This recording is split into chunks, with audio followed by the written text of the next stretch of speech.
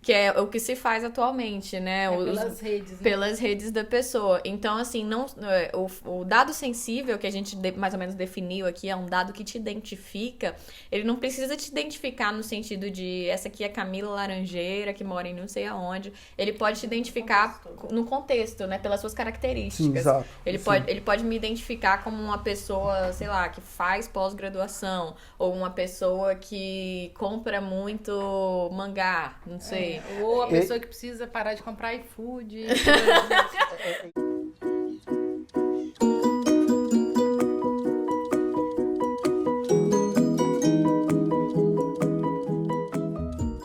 Daí que eu acho que para mim é um pouco... não tá tão claro na LGPD, o pouco que eu li, porque ela justamente ela não versa sobre isso. Se esses dados que são de características, você armazenar, não.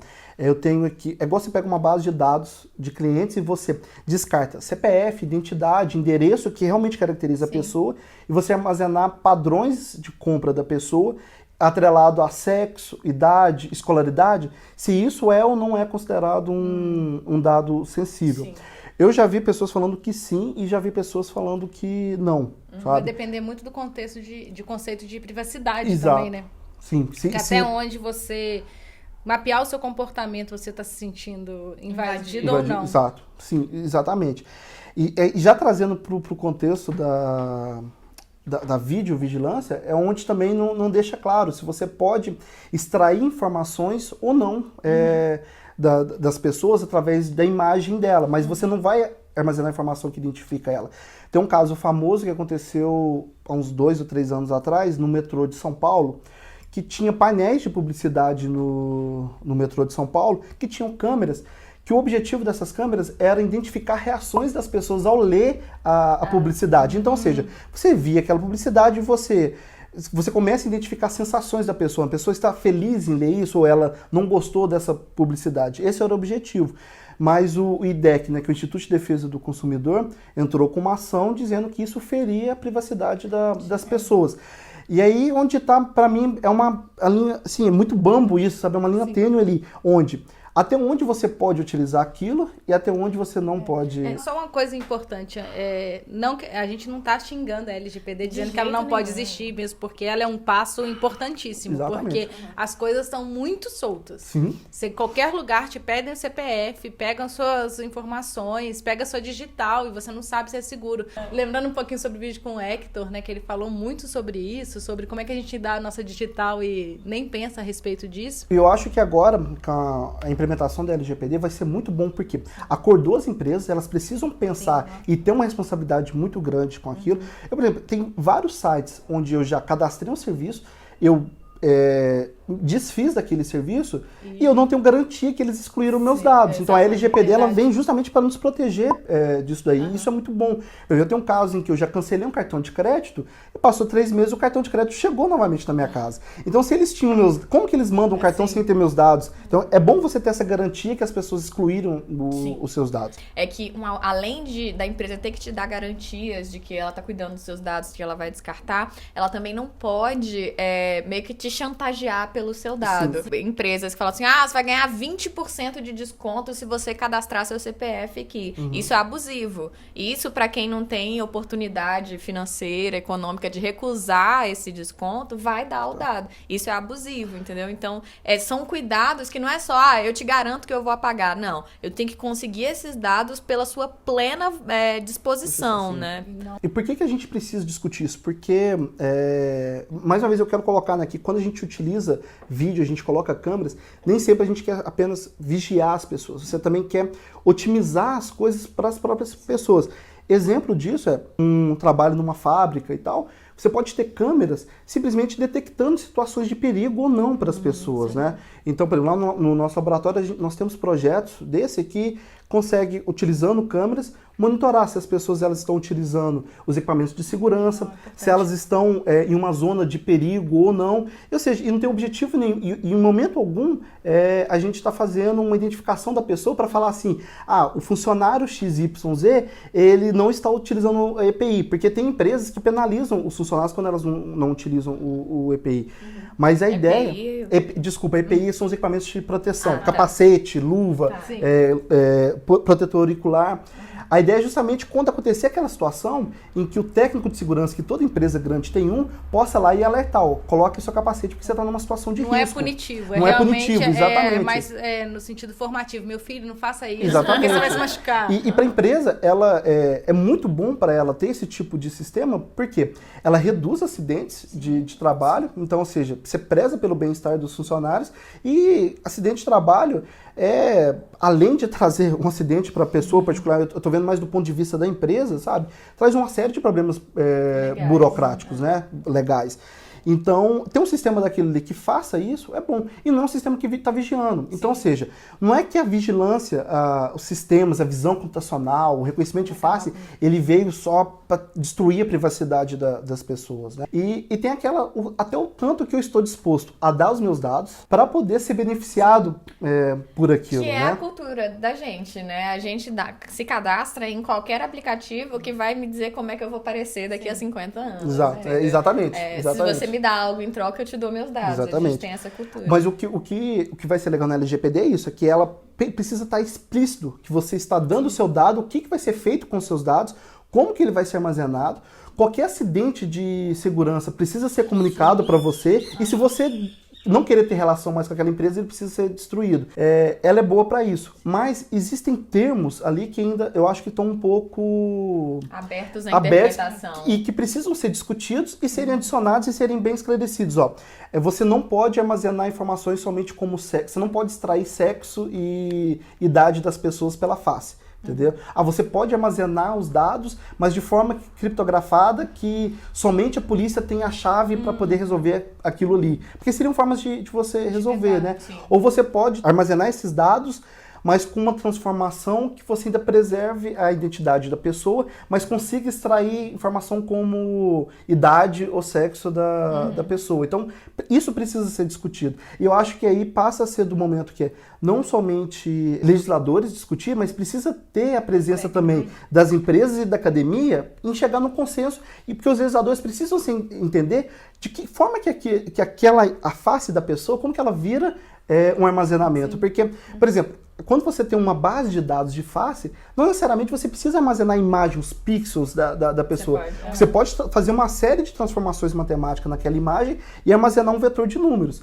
E você consegue depois, com esse vetor de número, comparar com outro vetor de número se é ou não é a mesma pessoa. Sim. E isso não está claro também, né? E não está claro se esse vetor de número ele é sensível ou não. Porque você pode, talvez, também, a partir desse vetor de número, usar a engenharia reversa e reproduzir parte da face ou características da pessoa, entendeu? É perigoso. Então, é muito obscuro isso. Tem um vídeo aqui no canal que foi até com o seu orientador, o William, que ele falou sobre vigilância inteligente, e eu fiz essa pergunta. Como é que você consegue esses dados, que são dados sensíveis, são dados privados da pessoa? E ele falou exatamente isso. Muitas vezes, o que a gente consegue extrair são esses vetores de números que a gente consegue usar para várias aplicações, e não é a face da pessoa. E isso, na época, fez muito sentido para mim. Tem 2 anos ou 3 esse vídeo.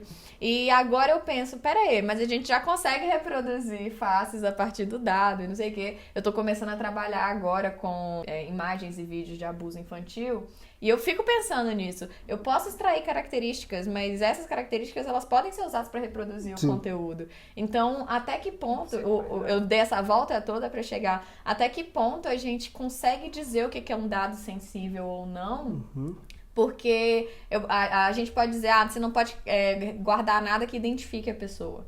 Mas tem tantas formas de eu fazer uma mistura de informações e uma engenharia ali e pegar coisas que parecem nada, mas que juntas identificam o indivíduo, entendeu? Então, assim, eu acho que nem tão cedo a gente vai conseguir Eu acho que a gente... um consenso. A gente evoluiu bastante para coisas palpáveis, né? CPF, a própria digital, essas coisas assim que a gente já tá na nossa rotina. Sim. Mas essas coisas que já tem esse fundinho assim meio semântico, a gente ainda não conseguiu. É bem legal você colocar isso, porque exatamente, existe uma pressa muito grande da indústria em aplicar tecnologias de visão computacional. Sim. E eu acho que elas estão, dependendo do contexto, elas estão sendo aplicadas prematuramente. No celular já funciona muito bem para verificação e tudo.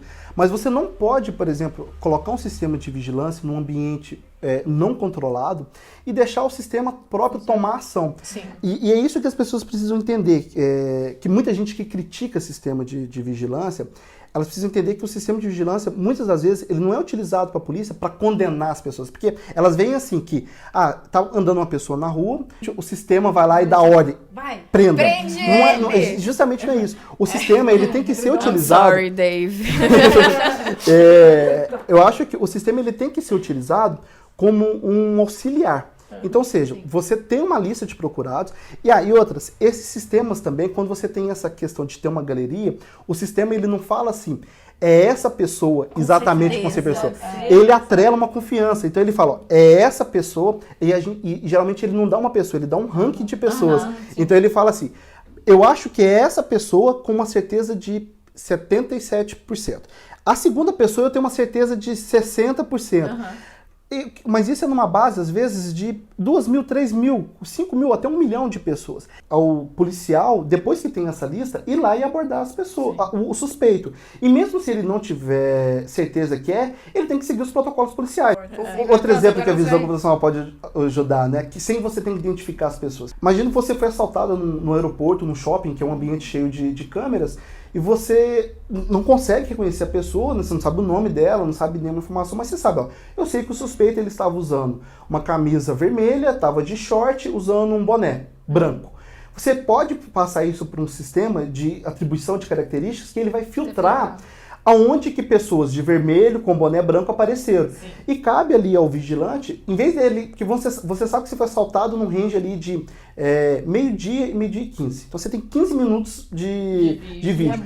Agora imagina 15 minutos num aeroporto com 200 câmeras.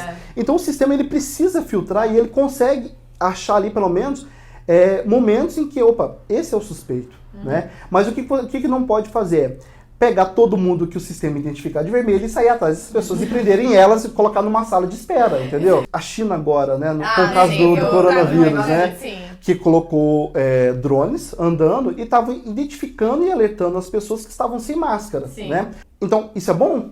Isso é ruim? Sabe? É muito eu acho que a gente tá muito aqui passando pano, entendeu? Pra questão de visão computacional ser ajudar. Lógico que nós três trabalhamos com isso. Então, se deixar, a gente vai ficar defendendo realmente. Mas pensando no contexto do que vai mudar de forma prática para as empresas, elas vão ter que explicitar o que elas estão fazendo com seus dados, minimizar, né, os dados que elas pedem. Nem todo mundo precisa de tanta informação sua, né? E no sentido de como que isso vai impactar as pessoas. Igual você falou, tem câmeras de vigilância em todo lugar.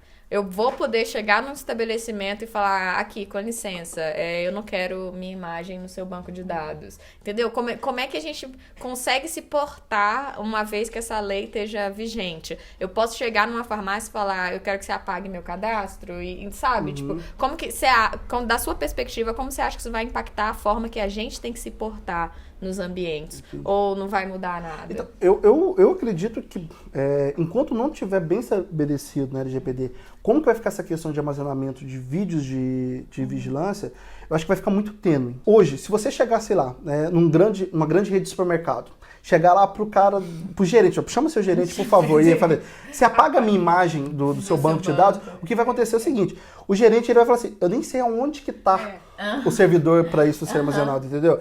E isso vai ser super burocrático para poder apagar.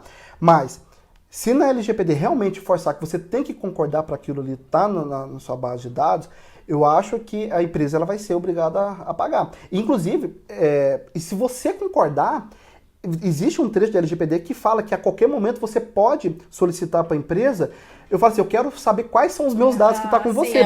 E isso vai ser outro super problema, porque imagina, fala assim, agora eu vou no supermercado 2 vezes por dia, eu tenho que passar todos os vídeos onde eu apareci naqueles dados, então é muito confuso essa parte do vídeo. Eu acredito que quando a LGPD for ser implementada, vai haver discussões, vão começar a ter os problemas, pessoas vão começar a exigir isso e elas vão começar a se adequar. E essas são as empresas que são consumidoras do produto videovigilância, porque tem a outra empresa que é a fabricante do produto de videovigilância. Sabe? Essas eu acredito que elas já devem começar a pensar em soluções para isso desde agora. Como assim, a fabricante? As fabricantes de sistemas são as pessoas que fabricam sistemas de videovigilância, né? Então você tem...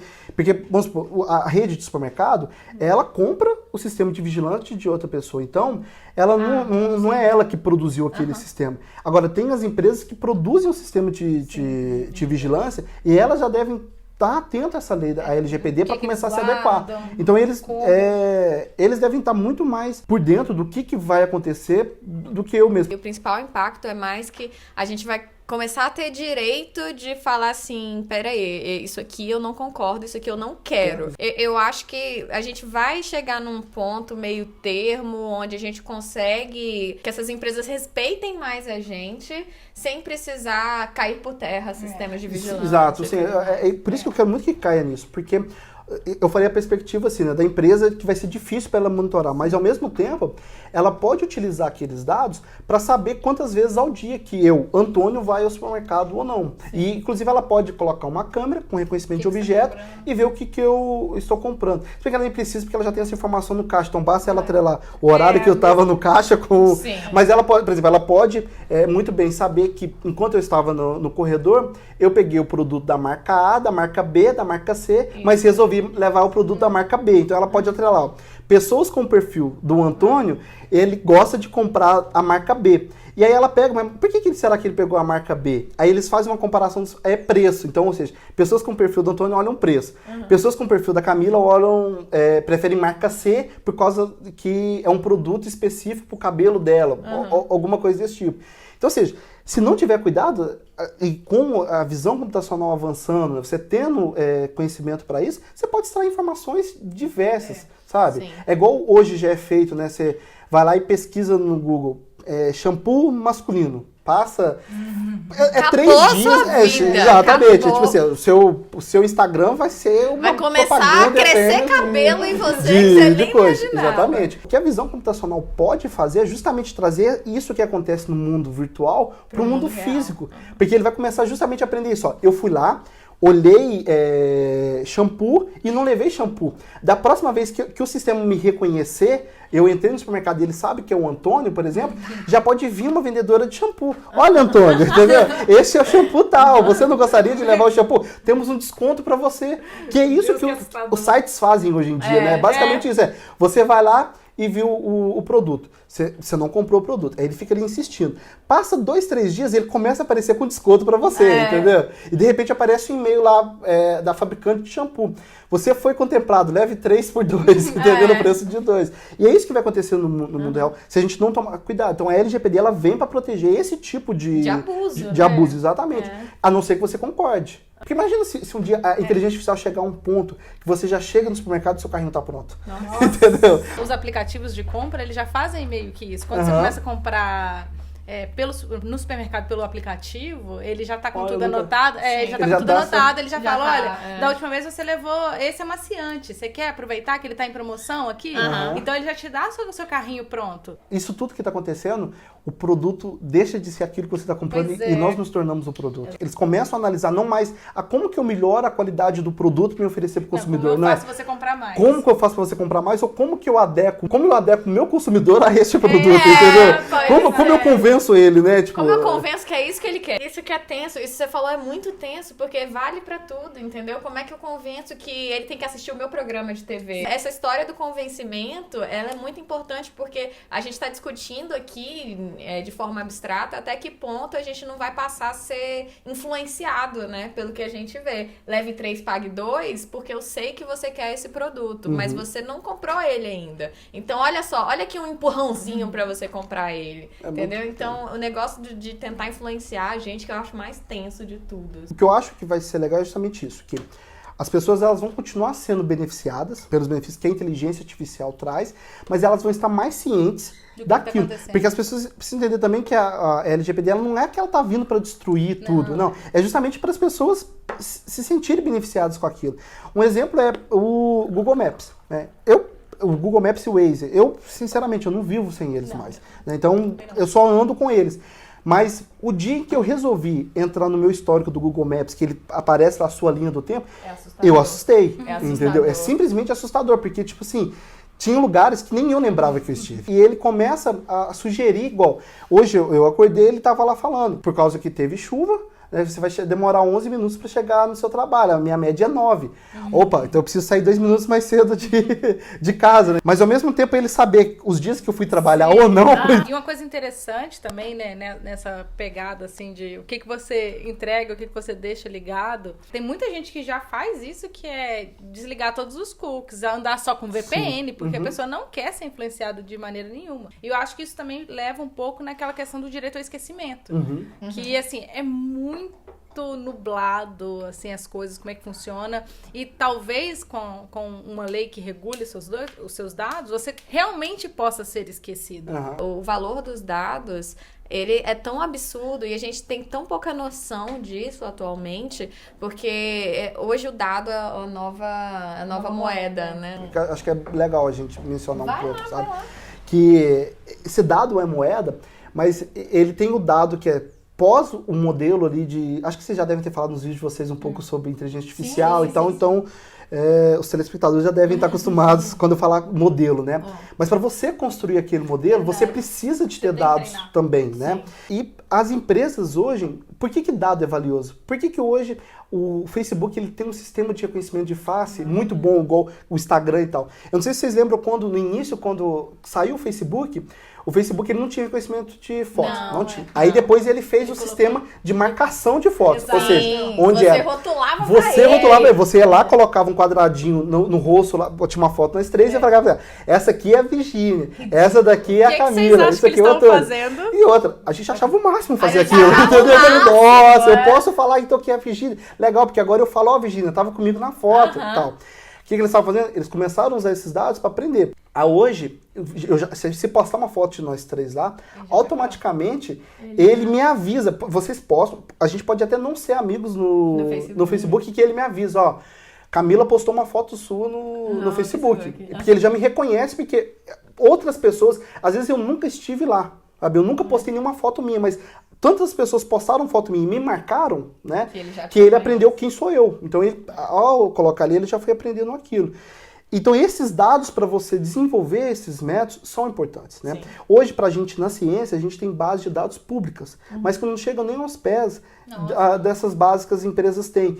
Como que as bases nossas são construídas? Elas são vídeos do YouTube, né? E que pesquisadores pegam vídeos do YouTube e rotulam pessoas que então são vídeos que estão públicos e então basicamente a maioria das bases de dados de treinamento de conhecimento de face, bases de dados disponíveis na literatura, elas são com celebridades. Então você tem a MS Celeb, que é uma base de dados muito famosa. Você tem a ITF, que é YouTube Face, que são sempre celebridades, né? E isso acaba prejudicando um pouco, porque vídeo do YouTube de celebridade, a maioria das vezes são o quê? São imagens com iluminação, com uma câmera de boa resolução. Então você tem poucos dados, com poucas bases de dados, com câmeras de vigilância realmente. E aí o que isso induz? Induz a erros nos sistemas de reconhecimento de face. Porque está esperando imagens com ótima qualidade ali, né? Imagens controladas. Não estou falando que essas imagens são excelentes, não, essas de YouTube, mas são mais controladas. Você tem, por exemplo, existem poucas bases de dados onde você tem pessoas com vídeo e a câmera se movendo e rastreando aquela pessoa. E é isso que acontece no mundo real, entendeu? E a gente precisa desse tipo de dados. Eu não posso ir lá e colocar uma câmera aqui no campus da FMG e colocar isso, porque isso, apesar da LGPD, ela estabelecer que a academia não está enquadrado na LGPD, então Olha eles só. podem... Eu não sei se é 100%, mas existem exceções na LGPD para academia e para ambientes públicos. Então eu sei que, por exemplo, o governo ele vai poder continuar filmando as pessoas lá. A LGPD ela enquadra mais empresa. Entendi. Na academia também está salvo. Mas a gente, dentro da academia, a gente tem um comitê de ética. Sim. O que Ainda não assim permite você não você pode. passar. Então, nós estamos coletando uma base de dados lá que, para cada pessoa que está se voluntariando para essa base de dados, elas têm que assinar um termo de ciência, que é 2 páginas do termo, falando que ó, a gente vai usar seus dados para fazer um método. Só que é muito difícil você construir uma base de dados significante, né? Então, por isso é que as bases de dados da ciência, elas estão sempre limitadas ao tamanho, à diversidade delas, né? E o que isso acaba induzindo? Você tem, por exemplo, base de dados com celebridades, né? A maioria das celebridades são pessoas brancas.